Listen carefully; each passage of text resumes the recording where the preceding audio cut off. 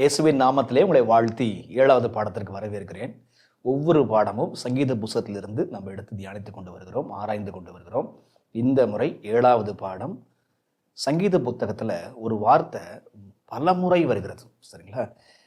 அந்த எத்தனை முறைன்றதுக்கு அளவே இல்லைங்க, அவ்வளவு முறை வருது. அது என்ன வார்த்தை அப்படின்னு சொன்னால் கிருபை, இரக்கம் அப்படின்ற விஷயம். ஆக இந்த 7வது பாடத்தினுடைய தலைப்பு எப்படி வைக்கப்பட்டிருக்கு அப்படின்னா, உமது கிருபை வானபரியந்தம் எட்டுகிறது. உமது கிருபை வானபரியந்தம் எட்டுகிறது. கொஞ்சம் மாற்றுவோம், வானபரியந்தம் எட்டும் உமது கிருபை. அப்ப அவருடைய கிருபை எவ்வளோ பெருசு இருக்குதான் அப்படின்னா, வானளாவ உயரத்துக்கு அது இருக்கிறது. சரி, அப்ப இந்த கிருபையை குறித்து நாம் புரிந்து கொள்ள போகிறோம் இந்த 7வது பாடத்துல. அப்ப இந்த கிருபையை குறித்து இன்னும் பல அம்சங்களை புரிந்து கொள்வதற்கு நாம் 5 சங்கீதங்களை சற்று சிந்திக்க போகிறோம். சங்கீதம் 136, சங்கீதம் 51, சங்கீதம் 130, சங்கீதம் 113, சங்கீதம் 103. 5 சங்கீதம் சொன்னேன், சொல்ல முடியுமா உங்களால? சங்கீதம் 136, சங்கீதம் 51, சங்கீதம் 130, சங்கீதம் 113, சங்கீதம் 103ங்க. இந்த 5 சங்கீதங்களும் கிருபையினுடைய ஒவ்வொரு குணத்தை குறித்து பேசுகிறது. இந்த 5 சங்கீதங்களையும் கிருபை என்கிற வார்த்தையும், கிருபைக்கு ஈக்குவலா இரக்கம் அப்படின்ற வார்த்தையை மாற்றி மாற்றி பின்னி பிணைஞ்சு வர்றதை பார்க்க முடியுங்க. அப்படிப்பட்ட விஷயங்கள் இந்த 5 சங்கீதங்களையும் நீங்கள் பார்க்கலாம். அதோடு கூட நீங்கள் என்ன பார்க்கலாம் அப்படின்னா, ஒவ்வொரு இடத்துலையும் இந்த கிருபை, இந்த இரக்கத்தினுடைய ஒவ்வொரு அழகான குணத்தையும் நீங்கள் பார்க்கலாம். ஸோ கிருபையினுடைய அல்லது இரக்கத்தினுடைய 5 மிக முக்கியமான குணாதிசயங்களை நாம் புரிந்து கொள்ளலாமா? அப்படி புரிந்து கொள்ளும் பொழுது அது எப்படி நம்ம வாழ்க்கையில பெரிய தாக்கத்தை ஏற்படுத்துதுன்றதை பார்க்கலாம். வாங்க ஜெபத்தோட படிக்கலாமா? அன்புள்ள தகப்பனே, இந்த சங்கீத புத்தகத்திற்காக நன்றி.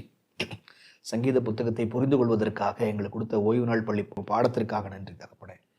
கர்த்தாவே, நாங்கள் படிக்கின்ற பாடங்கள் தேவரீர் நாங்கள் சங்கீதத்தை மட்டும் படித்து போகாதபடி அந்த பாடங்கள் எங்கள் மனதை ஊடுருவி செல்லவும், எங்கள் வாழ்க்கையை மாற்றுகின்றதாக இருக்கவும் உதவி செய்யுங்க. இயேசுவின் வழியாய் ஜெபிக்கிறோம் பிதாவே, ஆமென். சங்கீதம் 136க்கு வருவோங்க. சங்கீதம் 136க்கு வந்துட்டீங்கன்னு சொன்னா அதுல எத்தனை வசனம் இருக்கு பாருங்க. சங்கீதம் 136ல 26 வசனம் இருக்கு. இந்த சங்கீதம் 136 ரொம்ப விசேஷமான ஒரு சங்கீதங்க. இந்த 136ஆம் சங்கீதம் 26 வசனங்கள் கொண்டது. இந்த 26 வசனங்கள் இருக்குது. அதுல வசனம் 4 சொல்லுது, ஒருவராய் பெரிய அதிசயங்களை செய்கிறவரை துதியுங்கள். அப்ப அவர் ஏதோ ஒண்ணு அதிசயத்தை செய்யறாராம். என்ன அதிசயம் செய்யறாரு? வசனம் 5ல இருந்து பாருங்களேன். வானங்களை ஞானமாய் உண்டாக்கினவரை துதியுங்கள். அதுக்கப்புறம் தண்ணீர்களுக்கு மேலே பூமியை பரப்பினவரை துதியுங்கள். என்ன கீழே தண்ணிங்க, மேல பூமிங்க, இப்படி ஒருத்தர் பரப்பி உண்டாக்கி வச்சிருக்கிறாரே, அவரை துதியுங்கள். இப்ப பெரிய சுடர்களை உண்டாக்கினவரை துதியுங்கள். ஒவ்வொரு நட்சத்திரமும் எப்படி படைச்சிருக்கிறாரு ஆண்டவர், எவ்வளவு படைச்சிருக்கிறாரு. பெரிய நட்சத்திரங்களை உண்டாக்கினவரை துதியுங்கள். சரிங்க, அதுக்கப்புறங்க பகலில் ஆள சூரியனை படைத்தவரை துதியுங்கள். சூரியனை படைச்சிருக்கிறாரே, துதியுங்கள். சந்திரனையும் நட்சத்திரங்களையும் படைத்திருக்கிறாரே, துதியுங்கள். வசனம் 4 முதல் வசனம் 9 வரைக்கும் கிருபை கிருபை கிருபைன்னு சொல்லி வந்துகிட்டே இருக்குதுங்க. இப்ப 4 இருந்து 9 எதை குறித்து பேசுகிறதுனா, அவர் படைத்த படைப்புகளை குறித்து பேசுகிறது. அப்ப கிருபை எங்க விளங்குதான் அப்படின்னா, அவருடைய கிருபை எங்க விளங்குது? அவருடைய இயற்கையில, அவர் படைத்த இயற்கையில அவருடைய கிருபை, அவருடைய இரக்கம் விளங்குது. எப்படி விளங்குது? ஞானம் விளங்குது மட்டும் இல்லைங்க, அவருடைய இரக்கமும் அவருடைய கிருபையும் விளங்குகிறது, அவருடைய குணங்கள் விளங்குகிறது. அதுதான் அதனுடைய அர்த்தம், சரிங்களா? சரிங்க, இப்ப அவருடைய இயற்கையில அவருடைய கிருபை விளங்குது அப்படின்ற விஷயத்தை புரிந்து கொண்டோம். இப்ப பாருங்க, வசனம் 10ல இருந்து பார்த்தோம்னா இயற்கையில அவருடைய கிருபை விளங்குச்சு அப்படின்னு பார்க்கிறோம் நம்ம. இப்ப அடுத்து வேற எங்கேயோ ஒரு கிருபை விளங்குதான் பாருங்க. வசனம் 10, இவருடைய தலைச்சன்களை சங்கரித்தவரை துதியுங்கள். அடுத்தது, அவர்கள் நடுவில் இருந்து இஸ்ரவேலை புறப்பட பண்ணினவரை துதியுங்கள். பலத்த கையினாலும் ஓங்கிய புயத்தினாலும் அதை செய்தவரை துதியுங்கள். சிவந்த சமுத்திரத்தை 2ஆக பிரித்தவரை துதியுங்கள். அதன் நடுவே இஸ்ரவேலை கடந்து போக பண்ணினவரை துதியுங்கள். பார்வோனையும் அவன் சேனைகளையும் சிவந்த சமுத்திரத்தில் கவிழ்த்து போட்டவரை துதியுங்கள். தம்முடைய ஜனங்களை வனாந்திரத்திலே நடத்தினவரை துதியுங்கள். இப்படி ஆண்டவர் எகிப்திலிருந்து தேவனுடைய ஜனத்தை மீட்டெடுத்துட்டு வராரு பாருங்க. ஆண்டவர் தான் எகிப்திலிருந்து மக்களை மீட்டெடுத்துட்டு வந்தாரு. அப்ப இஸ்ரவேலுடைய அங்க ஒரு சரிதையை அங்க பார்க்கிறோம். இஸ்ரவேல் மக்களுடைய மீட்பின் வரலாற அங்க பார்க்குறோங்க. அது எவ்வளோ தூரம் போகுது பாருங்க. பாருங்க வசனம் 21, அவர்கள் தேசத்தை சுதந்திரமாக தந்தவரை துதியுங்கள், அவர் கிருபை என்றும் உள்ளது. ஆக இஸ்ரவேலுடைய அந்த சரித்திரம் இருக்கிறது, அந்த சரித்திரத்துல நம்ம கிருபையை பார்க்க முடியும். எத்தனை முறை மக்கள் தவறு செய்தாங்க, அத்தனை முறை தேவனுடைய ஜனத்தை ஆண்டவர் மன்னித்து அவங்கள சுத்திகரித்து அவங்களுக்கு பலப்படுத்தில கொண்டு போனாரு. அதுதான் சொல்றாரு, இஸ்ரவேலுடைய சரித்திரம் அவருடைய கிருபையை காட்டுது. அப்ப இப்படியெல்லாம் மீட்டெடுத்தாரே சொல்லிட்டு சொல்றாங்க, அவர் கிருபை என்றும் உள்ளது. ஆண்டவர் படைத்த படைப்புகளுக்கும் கிருபைக்கும் சம்பந்தம் இருக்கிறது. இந்த கிருபை தான் அங்க வெளிப்படுது. அடுத்தது, ஆண்டவர் இஸ்ரவேல் புத்திரர் வழிநடத்தின விதத்தை பார்க்கும் பொழுது அங்க கிருபை இருக்கிறது. சரி, அப்ப இஸ்ரவேல் புத்திரர்கிட்ட வாழ்க்கை வரலாறுல கிருபையை பார்க்க முடிகிறது, புரிந்து கொள்ள முடியும். சரி, அப்ப இயற்கையில கூட அவர் கிருபையும் இரக்கத்தையும் பார்க்க முடியுதுங்க. சரி, புரிந்து கொள்ள முடிகிறது. இப்ப அடுத்தது எங்க கொண்டு போய் சங்கீதத்தை முடிக்கிறாருன்னு பாருங்க, ரொம்ப இன்ட்ரெஸ்டிங்கா இருக்கும். ஒரு கேள்வி, இஸ்ரவேல் மக்களுக்கு மட்டும்தான் கிருபையா? இப்ப யாருக்கு கிருபைன்னு சொல்லி போய் கிளைமேக்ஸ்ல போய் முடிக்கிறார் பாருங்க. வசனம் 23, நம்முடைய தாழ்வில் நம்மை நினைத்தவரை துதியுங்கள், அவர் கிருபை என்றும் உள்ளது. நம்முடைய தாழ்வுல ரொம்ப தாழ்ந்து கிடக்கும் பொழுது அவர் நம்மை நினைத்திருக்கிறார், அவர் கிருபை என்றும் உள்ளது. அல்லது அவர் கிருபையினால தான் தாழ்ந்த எவரையும் அவர் சந்திக்கிறார், தாழ்ந்த எவரையும் அவர் கண்ணோக்குகிறார், தாழ்ந்த எவரையும் அவர் நினைக்கின்றார். தாழ்ந்த எவரையுங்க, he thinks, யாரெல்லாம் தாழ்ந்து போய் கிடக்கிறாங்களோ அவர்கள் எல்லோரையும் தேவன் சிந்திக்கிறவராக இருக்கிறார். பாருங்க வசனம் 25 பாருங்க. அப்படி சிந்திச்சு என்ன செய்யறாராம், மாம்ச தேகம் உள்ள யாவுக்கும் ஆகாரம் கொடுக்கிறவரை துதியுங்கள், அவர் கிருபை என்றும் உள்ளது. எல்லா ஜீவராசிக்கும் அவர் ஆகாரம் கொடுக்கிறவராக இருக்கிறார், அவர் கிருபை என்றும் உள்ளது. அப்ப எல்லா மனுஷருக்கும் அவர் கிருபையை கொடுக்கக்கூடியவராக இருக்கிறார். ஆக 3 கருத்துக்களை இந்த முதல் சங்கீதத்துல பார்த்தங்க. சங்கீதம் 136 நமக்கு சொல்லுகின்ற 3 அற்புதமான விஷயம். இயற்கையில அவருடைய இரக்கத்தை, அவர் கிருபையை வெளிப்படுத்துது.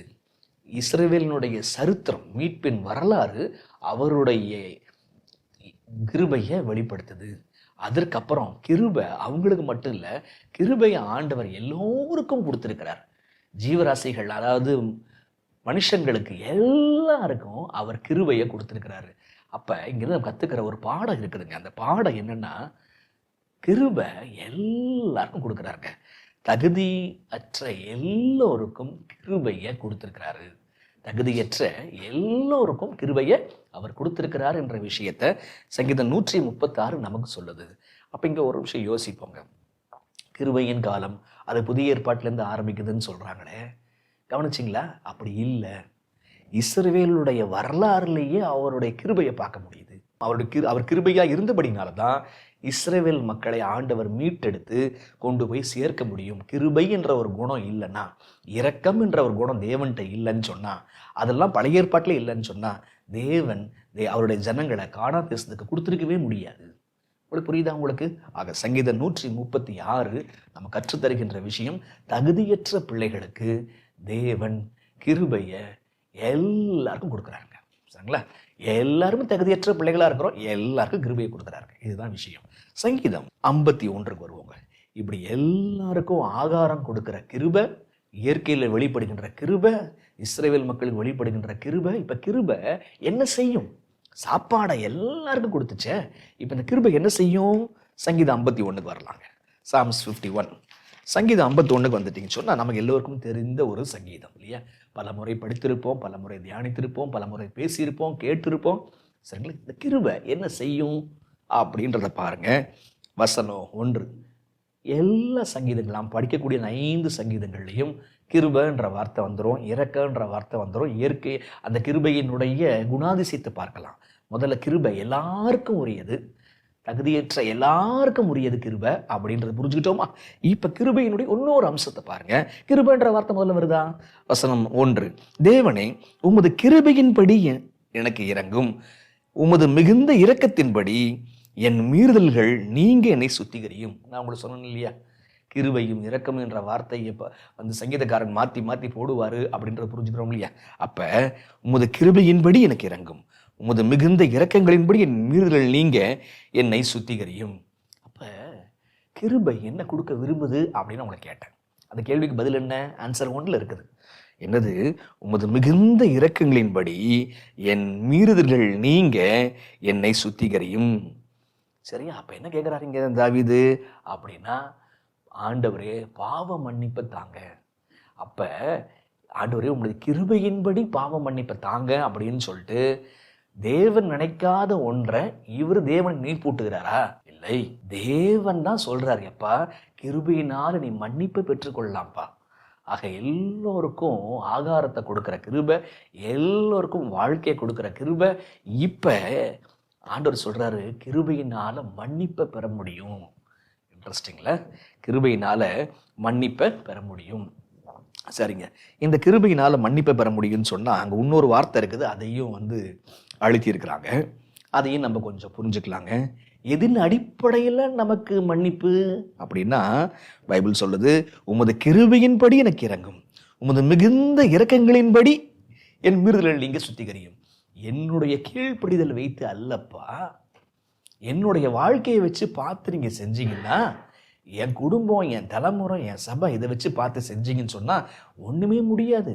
ஆண்டவரே உம்முடைய குணத்தின் அடிப்படையில் எனக்கு மன்னிங்க, நீங்கள் கிருபையாக இருக்கிறீங்களே அதன் அடிப்படையில் எனக்கு மன்னிங்க அப்படின்னு சொல்கிறார்.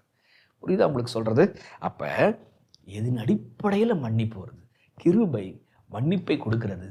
கிருபை தேவனுடைய குணத்தின் அடிப்படையில் தான் மன்னிப்பையே கொடுக்குதுங்க. சரிங்களா? அப்போ இதை நம்ம புரிஞ்சுக்கணும். நம்முடைய பலத்தில், நம்மளுடைய சீர்திருத்தத்தில், நம்முடைய பொருத்தனையிலிருந்து மன்னிப்பு வரல. அவருடைய இரக்கத்தின்படி, அவருடைய கிருபையின்படி தான் மன்னிப்பு நமக்கு கிடைக்குது. சரி, இந்த மன்னிப்பு என்பது ஏதோ ஏதோ நம்ம கேட்குறோம், ஏதோ அவரும் இது பண்ணுறாரு, அதுவா மன்னிப்பு? மன்னிப்புன்றது எவ்வளவு ஆழமானது தெரியுமா? எவ்வளவு ஊடுருவி செல்லும் தெரியுமா? உண்மையான மன்னிப்பு ஒன்று இருக்குது அப்படின்னா, ஏன் உண்மையான மன்னிப்புன்னு சொல்கிறோம்? பேதுருவும் மனம் வருந்தினான், யூதாசும் மனம் கசந்து அழுதான். அப்போ யார் மன்னிப்பை பெற்றா? யாருக்கு அந்த மனம் திரும்புதல், யாருக்கு மன்னிப்பு ஊடுருவி சென்றது அப்படின்னா பேதுருவுக்கு. எவ்வளோ தூரம் ஊடுருவி சென்றது? இங்கே தாவீது கேட்குறாரு பாருங்க, பாவ மன்னிப்பு அப்படின்ற விஷயத்த கிருபையின்படி எனக்கு தாங்க, என்னை சுத்திகரிங்க அப்படின்னு சொல்றாரு. எவ்வளவு தூரம் செல்லணுமா அப்படின்னா பாருங்க, வசனம் சொல்லுது, இதோ உள்ளத்தில் உண்மையா இருக்க விரும்புகிறீர்.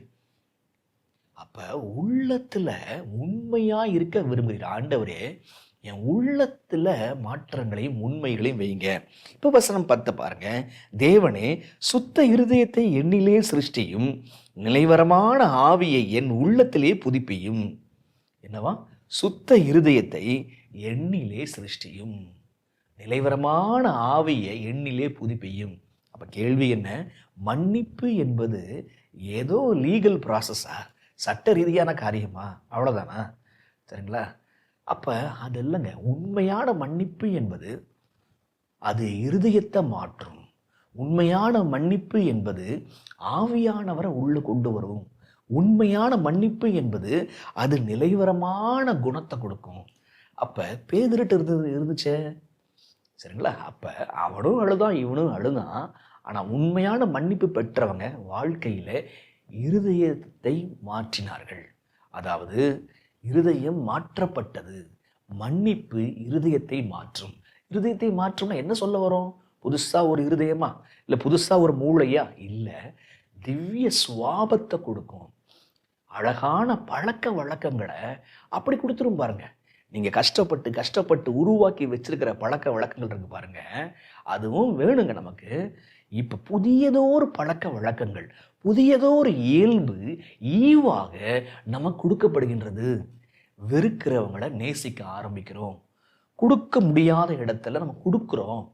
புரியுதா உங்களுக்கு? அப்போ எங்கெல்லாம் நம்ம பொறுமையாக இல்லையோ அங்கெல்லாம் பொறுமையாக இருக்க பார்க்குறோம்.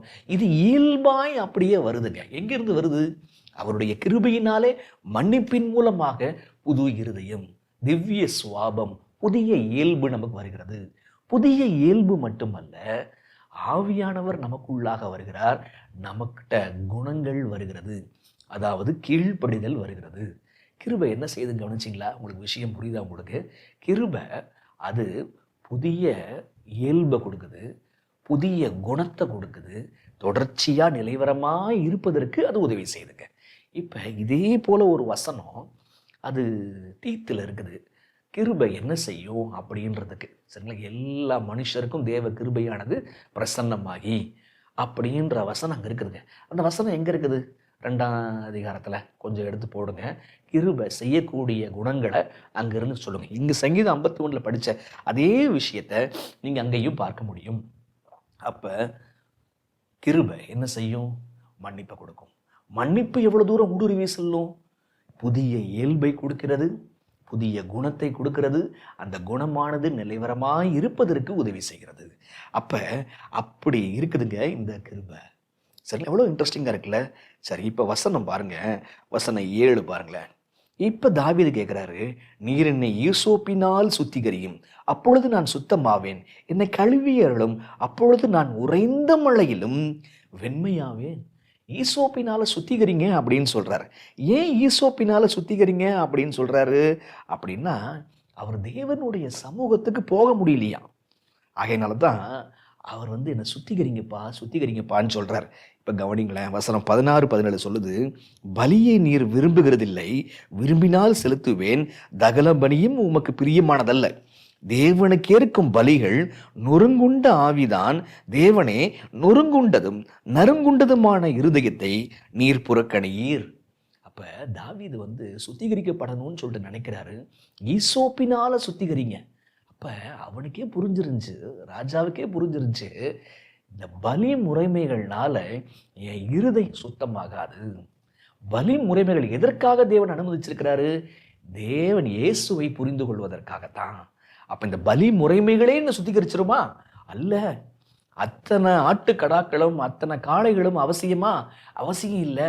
அப்போ தேவன் விரும்புகின்ற பலி, எனக்கு மன்னிப்பு, எனக்கு கிருபை உள்ள செயல்படணும்னா நறுங்குண்ட நொறுங்குண்ட மனம்தான் கிருபையை எனக்கு உள்ள ஃபங்க்ஷன் பண்ண உதவி செய்யும். சரிங்களா? கிருபை இருக்குதுங்க, நம்மளை சுற்றி எங்கே பார்த்தாலும் கிருபை இருக்குதுங்க. அப்போ கிருபை எனக்குள்ள வேலை செய்யணும்னு சொன்னால் இந்த பலி நான் செலுத்துறேன்னா, இந்த பலி நறுங்குண்ட நொறுங்குண்ட மனம் இருக்கே, அந்த மனம்தான் கிருபையை எனக்குள்ள வேலை செய்ய வைக்கும். ஆக நம்ம புரிந்து கொள்ள வேண்டியது, சங்கீதம் 51 கிருபை மன்னிப்பை கொடுக்கிறது. கிருபை எனக்கு புதிய இயல்பையும், கிருபை எனக்கு புதிய குணத்தையும் நிலைவரமான ஆவியும் எனக்கு கொடுக்கின்றது. இப்போ அந்த கிருபை எனக்குள்ள வேலை செய்யணும்னா நான் மனம் உடையணும். மனசு நம்மளாலாம் உடைய முடியாது. புரியுதா உங்களுக்கு? ஒரு நிலம் உடைக்கப்பட்டால் தான் ஒரு புதிய விதை விதைக்கப்பட முடியும். புதிய சுவாபம் விதைக்கப்படணும் அப்படின்னா, புதிய குணங்கள் அங்கே வரணும் அப்படின்னா, இந்த கல்லான மனசு உடைக்கப்படணுமா இல்லையா? சரிங்களா? அந்த உடைக்கப்படுறதும் தேவனுடைய கிருபை தாங்க.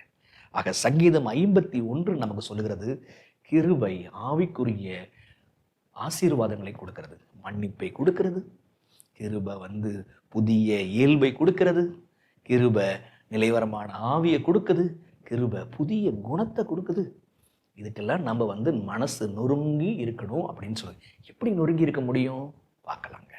ஆக சங்கீதம் 51 என்ன சொல்லுது உங்களுக்கு புரியுதுன்னா? உங்களுக்கு கிருபை நமக்கு மன்னிப்பை கொடுத்து புது சிருஷ்டியாக மாற்றுது. பாடம் 1 என்ன படிச்சுக்கிட்டோம்? நம்ம கிருபை எல்லாருக்கும் உரியதுன்னு பார்த்துட்டோம். இப்போ பாடம் 2 என்ன பார்க்குறோம்? நம்ம கிருபை மன்னிப்பை கொடுத்து ஒரு மனுஷனாக அவனை மாற்றுது, ஒரு சாட்சி உள்ள வாழ்க்கையாக அவனை மாற்றுது. சரிங்களா? இப்போ சங்கீதம் 130 வருவோங்க. சங்கீதம் 130க்கு வந்துட்டீங்கன்னு சொன்னா இங்க இன்னொரு அழகான விஷயத்தை பத்தி தாவீது பேச வராருங்க. என்றைக்குமே அந்த வசனத்தை பேச அனுமதிச்சோன்னு சொன்னால் அந்த வசனம் என்ன சொல்ல வருதுன்றது நமக்கு புரிஞ்சுக்கலாங்க. நம்ம எட்டாத உயரத்துக்கு நம்ம போய் பார்க்கலாங்க. சங்கீதம் 130ங்க. சங்கீதம் 130க்கு வந்துட்டீங்கன்னு சொன்னால் வசனம் பாருங்க. சங்கீதம் 130 அப்போ பாருங்க, சங்கீதம் 130 வசனம் 1, 2. கர்த்தாவே, ஆழங்களில் இருந்து உம்மை நோக்கி கூப்பிடுகிறேன். வசனம் 2, ஆண்டவரே, என் சத்தத்தை கேளும், என் விண்ணப்பங்களின் சத்தத்திற்கு உமது செவிகள் கவனித்திருப்பதாக. இவர் ஆழத்துக்கு போயிட்டாராம், கேளும் அப்படின்றாரு. என்ன அர்த்தம்? வசனம் 2, கர்த்தாவே, நீர் அக்கிரமங்களை கவனித்திருப்பீரானால் யார் நிலைநிற்பான்? ஆண்டவரே, கர்த்தாவே, நீர் அக்கிரமத்தை நினைப்பீரானால் யார்ப்பா நிற்க முடியும் முன்னாடி அப்படின்னு சொல்லி சொல்றாங்க. அப்ப வசனம் 8 பாருங்க, அவர் இஸ்ரவேலை அதன் சகல அக்கிரமங்களில் நின்று மீட்டுக் கொள்ளுவார். என்ன சொல்றாரு? நான் ஜெபம் பண்றேன், ஜெபம் கேட்கப்பட மாட்டேங்குது. காரணம் என்ன? என் ஜனங்கள் ஜெபம் பண்றாங்க, ஜனங்களுடைய ஜெபங்கள் கேட்கப்பட மாட்டேங்குது. காரணம் என்ன? எங்களுடைய அக்கிரமங்கள் இருக்குது. ஆனா ஆண்டவரே, நீர் யார் தெரியுமா அப்படின்னு சொல்லும்போது, நீர் அக்கிரமங்களை கவனித்திருப்பீரானால் யார் நிற்பான்? அப்ப ஆண்டவர் அக்கிரமத்தை அவர் பார்த்துக்கிட்டே இருக்க மாட்டாரு. அப்ப அக்கிரமத்தை என்ன செய்வாரு? அக்கிரமத்தை என்ன செய்வாரு அப்படின்னா, இங்க தாங்க விஷயம். சங்கீதம் 51 இன்னும் கூட ரொம்ப அழகான விஷயம் உண்டு. அப்ப அக்கிரமத்தை என்னமோ செய்வார். சரி, அப்ப இந்த அக்கிரமம் அப்படின்ற விஷயம் இருக்குதே, இந்த அக்கிரமம் அப்படின்ற விஷயம் இங்க கவனிக்க மாட்டீங்க அப்படின்னு சொல்லப்படுது. இப்ப அக்கிரமத்தை ஆண்டவர் நினைக்க மாட்டாருன்னு சொல்லுதில்ல. பைபிள்ல நீங்க கமெண்ட்ஸ்ல எழுதுங்க, அக்கிரமத்தை ஆண்டவர் பாவ புஸ்தகத்தில் எழுதி வச்சிருக்கிறாரு அப்படின்னு சொல்லிட்டு பைபிள் வசனங்கள்லாம் இருக்குதா? ஒரு 2-3 வசனத்தை நீங்க போடுங்க, உங்களுக்கு தெரிஞ்ச விஷயம் தானே. இப்போ பைபிள் சொல்லுது அக்கிரமத்தை நினைக்க மாட்டாருன்னு சொல்லுது. ஆனால் சங்கீதத்துலேயும் சரி, எரேமியாவிலையும் சரி, தானியல்லையும் சரி நம்ம வாசிக்கிறோம், அக்கிரமத்தை அவர் எழுதி வச்சிருக்கிறாரு. ரைட்டா? எப்படி புரிஞ்சுக்கிறதப்ப? அவர் எழுதி வச்சுக்கிறதுக்கான காரணம் திரும்ப திரும்ப நீ பாவம் செஞ்சுட்டேன்னு சொல்றதுக்காகவா? எதுக்காக அவர் எழுதி வைக்கிறாரு? அது மன்னிப்பதற்காக, அந்த அக்கிரமத்தை தொலைப்பதற்காக, ஆழ்கடல்ல போடுவதற்காக. அப்ப நம்ம நொறுங்குண்ட மனதோடு கேட்கும்போது அது எல்லாவற்றையும் நம்மள்ட்ட நீக்குவதற்காக தாங்க வச்சிருக்கிறார். உங்களை தண்டிப்பதற்காக என்பது அவருடைய பிரைம் அப்ஜெக்டிவ் கிடையாது. நோக்கமே உங்களை ஒவ்வொரு பாவத்துக்கும் உங்களுக்கு மன்னிப்பு கொடுக்கணும் என்பதற்காக தாங்க அவர் இருக்கிறாரு. ஆக அவர் அக்கிரமத்தை நினைக்க மாட்டார் அப்படின்னா, பாவ புஸ்தகத்தில் எல்லா பாவத்தையும் எழுதி வச்சிருக்கிறாருங்க. வைரத்தினுடைய நுனியில கூட எழுதி வச்சிருக்கிறாருங்க. நம்மளுடைய தவறான செயலையும் எழுதி வச்சிருக்கிறாருங்க. நம்ம செய்ய மறந்து போன அந்த நன்மையான செயல்களையும் எழுதி வச்சிருக்கிறாருங்க. ஆனால் ஆண்டவர் நம்ம பாவ அறிக்கை செய்யும் பொழுது அந்த புத்தகத்திலிருந்து எடுத்து போடுறார். அதுதான் விஷயம். புத்தகத்திலிருந்து எடுத்து போடுறார். கிருபை என்ன செய்யுது அப்படின்னா, அந்த புத்தகத்திலிருந்து நீக்குது. சரிங்களா? இப்ப மோசே ஜெபம் பண்ணார்ல, யாத்திராகமம் 32 என்ன சொல்லுது? யாத்திரா 32, என் பேரை கிறுக்கி போடும், ஜீவ புத்தகம் என் பேரை கிறுக்கி போடும், அவங்களுக்கு கிடைக்காத கானான் தேசம், அவங்களுக்கு கிடைக்காத பரலோகம் எனக்கும் வேண்டாம், என் பேரை கிறுக்கி போடும். அப்ப பரலோகம் போகாதவங்களுக்கு பெயர் கிறுக்கப்படும், பரலோகம் போகணும்னு விரும்புகிறவங்களுக்கு தீமையான தவறான பாவமான செயல்கள் கிறுக்கப்படும். இல்லையா? அப்ப கிருபை எனக்கு மன்னிப்பை மட்டும் கொடுக்கல, கிருபை எனக்கு புது இருதயம் மட்டும் கொடுக்கல, கிருபை எனக்கு கீழ்ப்படுதலை மட்டும் கொடுக்கல. கிருபை என்ன செய்யுதான்? ரொம்ப அழகான ஆழமான விஷயம். என்னுடைய பாவ ரெக்கார்டை எல்லாத்தையுமே அழிச்சிருதுங்க. பாவ ரெக்கார்டை எல்லாத்துலேயுமே கொண்டு போய் அழிக்குது. எப்போ அழிக்குது? பாவம் செய்யும் போதே அழிச்சிருதா? இல்லைங்க. நமக்கென்ற நியாய விசாரணை ஒரு டேட் வருது. நம்ம மேலே உள்ள எல்லா எஃப்ஐஆர் கேஸும் ஆண்டவர் என்ன பண்ணிடுறாருன்னா, நம்மளோட மனம் திரும்புதலின் அடிப்படையில் அவர் மன்னிச்சிடுறாரு. இப்படி மன்னிக்கப்பட்டவன் எப்படி இருக்கிறான் பாருங்க. சங்கீதம் 130 வசனம் 5, கர்த்தருக்கு காத்திருக்கிறேன், என் ஆத்துமா காத்திருக்கிறது, அவருடைய வார்த்தையை நம்பி இருக்கிறேன். கர்த்தருக்கு காத்திருக்கிறேன் வருதா? வசனம் 6 பாருங்க. எப்பொழுது விடியும் என்று விடியற் காலத்து காத்திருக்கிற ஜாமக்காரரை பார்க்கிலும் அதிகமா என் ஆத்துமா ஆண்டவருக்காக காத்திருக்கிறது. வசனம் 7, இஸ்ரவேல் கர்த்தரை நம்பி இருப்பதாக. அப்ப உண்மையிலே மன்னிக்கப்பட்டவன் அவன் காத்திருக்கிற மனுஷனாக இருக்கிறான். அவன் எதன் அடிப்படையில் காத்திருக்கிறான்?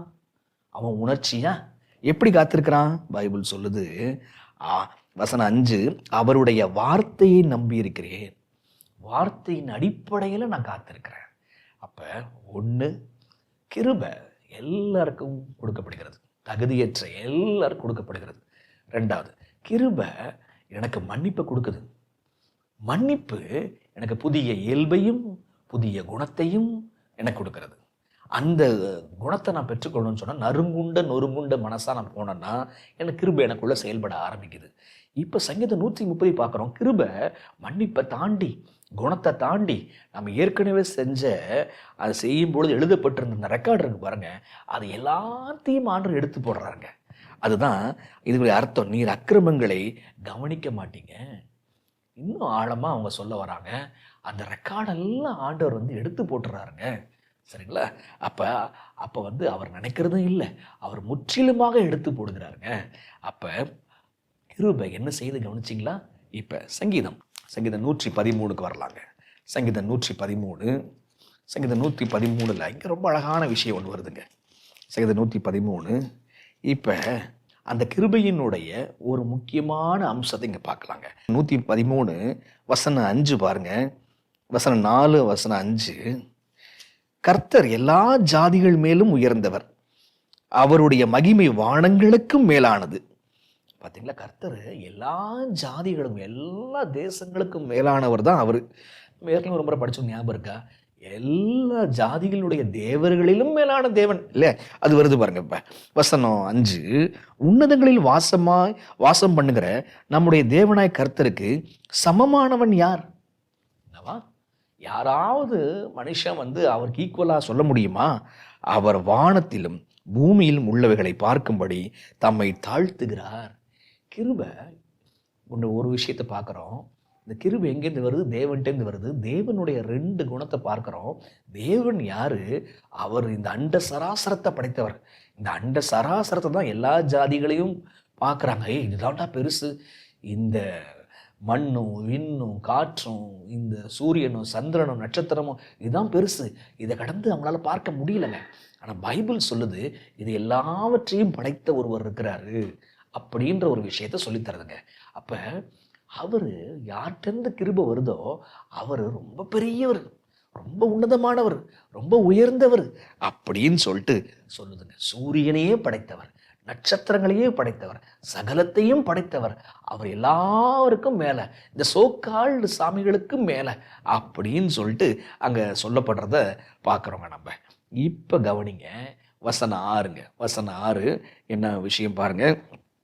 அவர் வானத்திலும் பூமியிலும் உள்ளவைகளை பார்க்கும்படி தம்மை தாழ்த்துகிறார். என்னவா? அங்க உயர்ந்த இடத்துல இருக்கக்கூடியவர் அவரு பூலோகத்தில் நடக்கிற விஷயங்களை பார்ப்பதற்கு தன்னை தாழ்த்துகிறார். வசனம் 7, அவர் சிறியவனை புழுதியில் இருந்து தூக்கி விடுகிறார், எளியவனை குப்பையில் இருந்து உயர்த்துகிறார். என்னவா? அவர் அங்கேருந்து கீழே பார்க்கிறாராம். சரிங்களா? பார்த்து சிறியவனை புழுதியிலிருந்து தூக்குகிறார், எளியவனை குப்பையில் இருந்து உயர்த்துகிறார், அவனை பிரபுக்களோடும் தமது ஜனத்தின் அதிபதிகளோடும் உட்கார பண்ணுகிறார். எல்லாம் இன்ட்ரெஸ்டிங். அப்ப புழுதியில் கடந்த ஒருத்தனை, அழுக்கில் கடந்த ஒருத்தனை அவர் பார்த்து அவனை தூக்கி எடுத்து பிரபுக்களோடு உட்கார வைக்கிறார். எப்படி பாருங்க. முதல்ல விஷயம், அவர் எங்க இருக்கிறாரு? அவர் போய் ஒரு சாதாரண ஒரு புழுதியில் கடந்த ஒரு மனுஷனை பார்ப்பதற்கு அவசியமா? அவசியமே இல்லை. ஆனா அவர் பார்க்கிறார். இப்ப இதை புரிந்து கொள்வதை, சங்கீதம் 113 புரிந்து கொள்வதற்கு பிலிப்பியர் 2ஆம் அதிகாரத்துக்கு வந்துடணும். நீங்க பிலிப்பியர் 2ஆம் அதிகாரத்துக்கு வந்துட்டீங்கன்னு சொன்னா, பிலிப்பியர் 2ஆம் அதிகாரத்துக்கு வாங்க. இங்க ஆண்டவருடைய கிருபை, அவர் எங்க இருக்கிறாரு, எவ்வளவு உன்னதமானவர். ஆனா கடையோடியில் இருக்கக்கூடிய புழுதியில கிடக்கிற ஒரு ஆட்டை நோக்கி பார்க்கிறாரே, இதுதான் கிருபை. அதை விவரிக்குது. பிலிப்பியர் 2:5, கிறிஸ்து இயேசுவில் இருந்த சிந்தையே உங்களிலும் இருக்க கடவுது படிச்சிருக்கிறோம். அப்போ அந்த சிந்தை என்ன, அந்த சிந்தனை என்ன அப்படின்னா, அவருக்குள்ள ஒரு ஓட்டம் இருக்குதான். இங்கே பாருங்க, அவர் எவ்வளவு உன்னதமானவர் என்பதை இந்த வசனம் காட்டும், அவர் எவ்வளவு தாழ்ந்தவன கிட்ட வராரு என்பதையும் காட்டும். இந்த 2 விஷயத்தையும் காட்டும் பாருங்க. முதல்ல, அவர் எவ்வளவு பெரியவர். அவர் தேவனுடைய ரூபமாய் இருந்தும் தேவனுக்கு சமமாய் இருப்பதை கொள்ளையாடின பொருளாக எண்ணாமல், தேவனுடைய ரூபமாய் இருந்தும் தேவனுக்கு சமமா இருக்கிறாராம். தேவனுக்கு சமமா இருக்கிறார். ஸோ பிதாவுக்கு சமம் கிறிஸ்து, கிறிஸ்துவுக்கு சமம் பிதா, மாற்று கருத்தே இல்லைங்க. அதே போலதான் ஆவியானவரும். சரிங்களா? இப்ப என்ன பண்ணாராம் அவரு, வசனம் 7ங்க, தம்மை தாமே வெறுமையாக்கி அடிமையின் ரூபம் எடுத்து மனுஷர் சாயலானார். இப்ப வசனம் 8, அவர் மனுஷரூபமாய் காணப்பட்டு மரணபரியந்தம், அதாவது சிலுவையின் மரணபரியந்தமும் கீழ்ப்படிந்தவராகி தம்மை தாமே தாழ்த்தினார். அப்ப ஒரு புழுதியில கடந்தவனை கண்ணோக்குறாரு, அவனை உயர்த்துறாரு, தன்னை தாழ்ந்து பார்க்கிறாருன்னு சொன்னோம்ல. உன்னதமா இருந்தவர் தன்னை தாழ்த்துகிறாருன்னு பார்த்தோம்ல சங்கீதம் 113. எப்படி பார்க்கிறாரு, எப்படி தூக்குறாரு அப்படின்னா, கிருபை, அவரு கிறிஸ்துவா வந்தாரு, அவர் தேவனுக்கு சமமானவர், அவர் எதையும் அவர்கிட்ட இருந்து கொள்ளையடிக்கல. சரிங்களா? இயல்பாகவே அவர் தெய்வீக தன்மை உடையவராகவே இருக்கிறாரு. அவர் தன்னைத்தானே வெறுமையாக்கி அடிமையின் ரூபம் எடுத்து மனுஷ சாயலாகி மரண பரியந்தம் தன்னை தாழ்த்தினார், கீழ்ப்படிந்தவராக தன்னை தாழ்த்தினார். கிருபை பார்த்தீங்களா என்ன செஞ்சிருச்சு? கிருபை எவ்வளவு உன்னதமா இருக்குதுங்க. ஆனா கிருபை என்ன செஞ்சிருச்சு? நம்மளோடவே வாழ வந்துருச்சுங்க. சரிங்களா? அதாவது ஒருத்தங்களுக்கு ஒருத்தர் உதவி செஞ்சாருங்க, அவருக்கு மன்னிப்பு கொடுத்தாருங்க, அவங்கள மாத்தினாருங்க. இது ஒரு பக்கங்க, அவங்களும் நல்லவங்களா மாறினாங்க. ஆனா அது மட்டும் பத்தாதுன்னு சொல்லிட்டு அவங்க இருந்த இடத்துக்கே அவங்க வாழ்ந்த அந்த பலவீனங்களையெல்லாம் சுமந்து ஒரு நல்ல வழியை காமிச்சிட்டு போச்சு பாருங்க கிருபை. இது கிருபைக்கு அவசியமா? இதெல்லாம் தேவையா? இதெல்லாம் அவசியமே இல்லைங்க.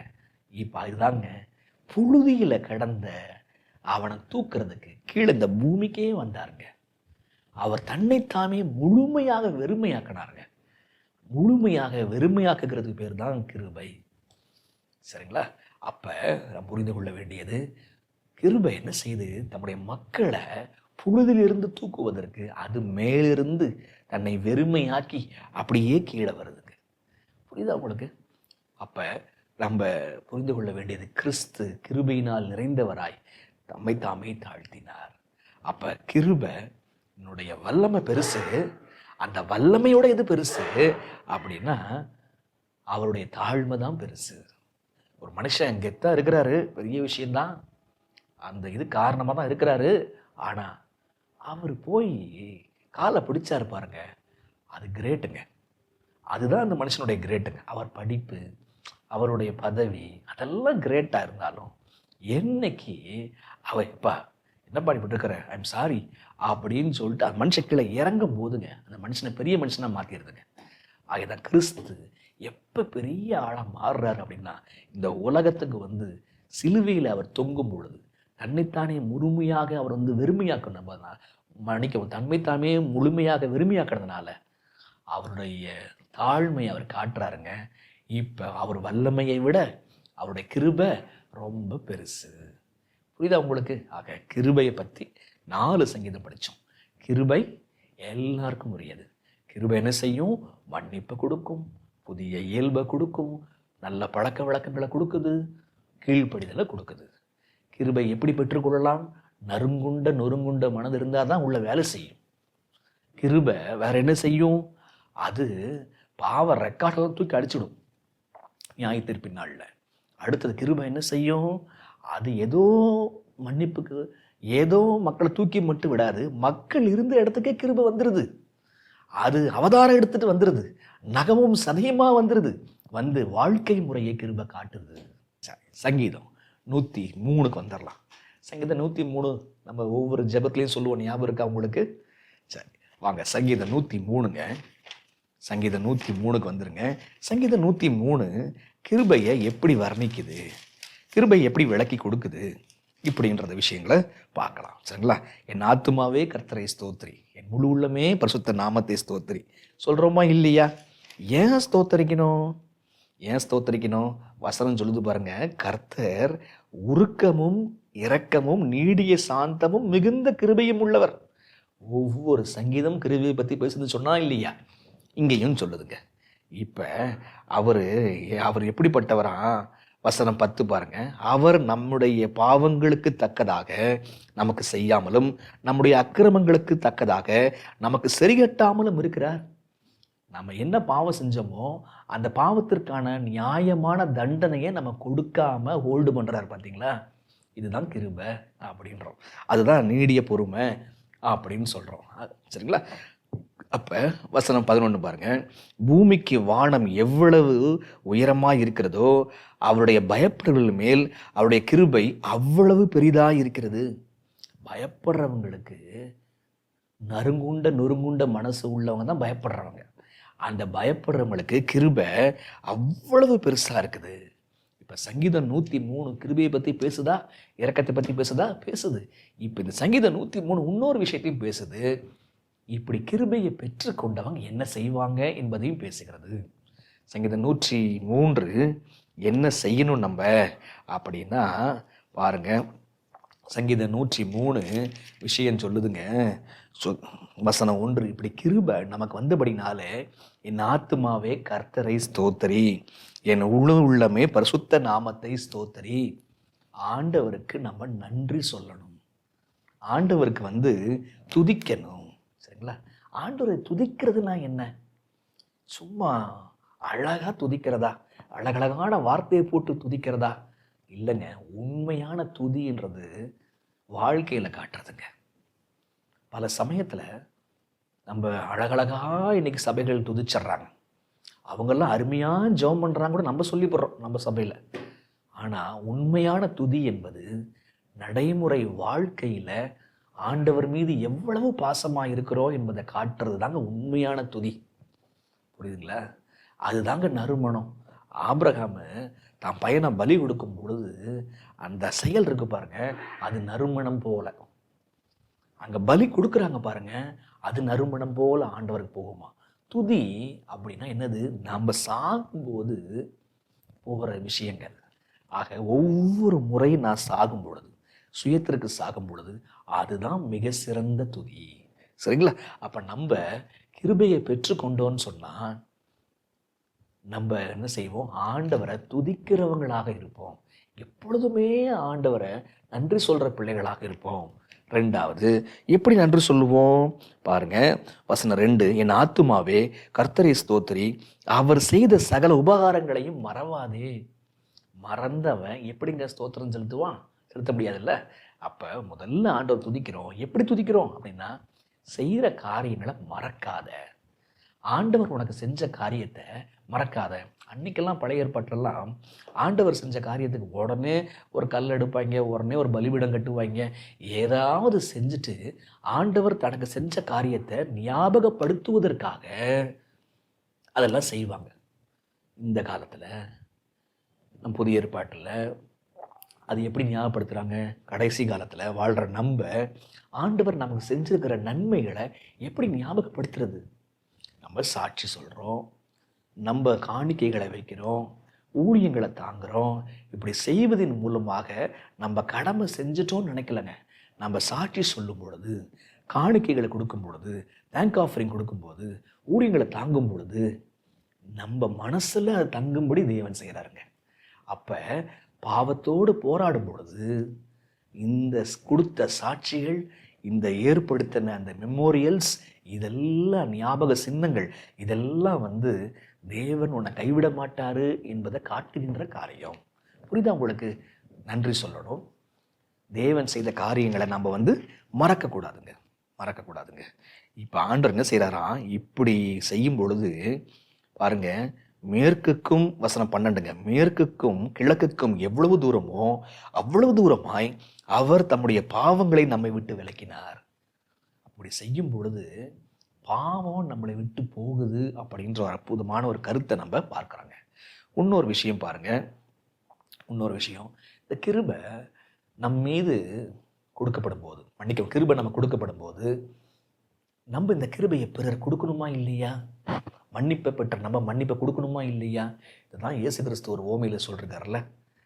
ஆண்டவர் ஒரு எஜமான் ஒருத்தர் தான், அவன் பணத்தை மன்னிச்சு விடுறான், ஆனால் இவன் போய் இன்னொருத்த கழுத்தை பிடிக்கிறான் பாருங்க. அருமையான கதை இல்லை அது. அப்போ நம்முடைய கடமை என்ன அப்படின்னா, புழுதியில் உள்ளவனை தூக்குகிறாருன்னா தேவன் எப்படி தூக்குவாருன்னு நான் கேட்டேங்க. அப்போ பிற்பாடு பார்க்கலான்னாங்க, அவனை தூக்க வேண்டிய பொறுப்பு நம்ம பொறுப்புங்க. அப்போ நம்ம ஸ்தோத்திரம் செலுத்துறது மட்டும் இல்லை, ஆண்டவருக்கு ஞாபக சின்னங்களை வைத்து நம்ம மறவாமல் போகிறது மட்டுமல்ல, பாவத்தை விட்டு விலகிறது மட்டுமல்ல, நம்மளுடைய நோக்கம் நாம் எப்படி தேவன்கிட்ட மன்னிப்பை பெற்றோமோ, இரக்கத்தை பெற்றோமோ, அதே போல இரக்கத்தை பிறர் கொடுக்க வேண்டும். ஆக நம்ம யோசிப்போம். கிருபை உடைய 5 அம்சங்களை பாருங்க. கிருபை தகுதியில்லாத எல்லாருக்கும் உரியது. கிருபை நமக்கு தகுதி இல்லாத நிலையிலே இல்லாமல் வச்சிடாம நமக்கு மன்னிப்பு கொடுக்குது. அந்த மன்னிப்பு எனக்கு புதிய பழக்க வழக்கத்தையும் புதிய இயல்பையும் கொடுக்கின்றது, கீழ்ப்படிதலையும் குணங்களையும் கொடுக்கின்றது. கிருபை பாவ ரெக்கார்டெல்லாம் காலி பண்ணுது. ஆண்டவர் நினைத்திருக்கிறது இல்லை. கிருபை ஏதோ உதவி மட்டும் இல்லை, என்னுடைய இரத்தமும் சதையுமா மாறி என் அனுபவத்தை அது பெற்று எனக்கு வாழ்க்கை முறை கற்றுத்தருகின்றது, எடுத்துக்காட்டாக இருக்கிறது. கிருபை நான் பெற்றுக்கொண்டேனானால் நான் என்ன செய்யணும்? ஆண்டவருக்கு நன்றி சொல்கிறேன், ஞாபக சின்னங்களை ஏற்படுத்துகிறேன், நான் பாவம் இல்லா வாழ்க்கையை அவரை சார்ந்து வாழ்கிறேன், நான் பிறருக்கு மன்னிப்பை கொடுக்குறேங்க. இதெல்லாம் செய்யணும்னா என் மனசு நொறுங்குண்ட மனதாக இருக்க வேண்டும். அப்போ நொறுங்குண்ட மனசு எப்படிங்க வரும்? எது நம்முடைய இருதயத்தை உடைக்க முடியும்? இந்த உலகத்திலேயே சரி, ஆண்டவருடைய கல்வாரி சிலுவை மட்டும்தாங்க உள்ளத்தை மாற்ற முடியும். ஆக ஆண்டவருடைய அன்பு தான் என் உள்ளத்தை மாற்ற முடியும். அவருடைய அன்பை ஒவ்வொரு நாளும் தியானிக்கும் பொழுது, சரிங்களா, அதை தியானிக்க மறக்கும் பொழுது பாவம் உள்ள வந்துடுது. ஆண்டவர் செஞ்ச நன்மைகள் மறந்துடுது, ஞாபக சின்னங்கள்லாம் நான் மறந்துடுறேன். அப்போ ஒவ்வொரு நாளும் கேட்க வேண்டியது, ஆண்டவரே நொறுங்குண்ட மனதை தாரும், சிலுவை ஒவ்வொரு நாளும் என் சிந்தையில் இருக்கட்டும். சரிங்களா, ஜெபம் பண்ணலாமா? அன்புள்ள தகப்பனே, மேலான பாடத்திற்காக நன்றி. எங்களை சுற்றி கிருபை இருக்கிறத பார்க்க முடிகிறதுப்பா. தகுதி இல்லாத பிள்ளைகளாக இருக்கிறோம். எங்களுக்காக கிருபை எவ்வளவு ஐஸ்வர்யத்தை வைத்திருக்கிறது. அந்த கிருபையின் ஐஸ்வர்யத்திற்காக நன்றி சொல்கிறோம். எங்களுக்கு மன்னிப்பை தாரும், புதிய சிருஷ்டியாக எங்களை மாற்றியறடும், புதிய குணங்களை தாரும். நாங்கள் பெற்ற இந்த மன்னிப்பை பிறருக்கு கொடுக்க உதவி செய்திடணும். எங்கள் தேவன் எவ்வளவு உயர்ந்தவராக இருக்கிறார்ப்பா. உலகத்திலே அண்ட சராசரத்திலே இப்படிப்பட்ட ஒரு தெய்வம் இல்லைப்பா. எனவே நாங்கள் அந்த கிருபையை புரிந்து வாழ உதவி செய்யுங்க. இயேசுவின் வழியாய் ஜெபிக்கிறோம் பிதாவே.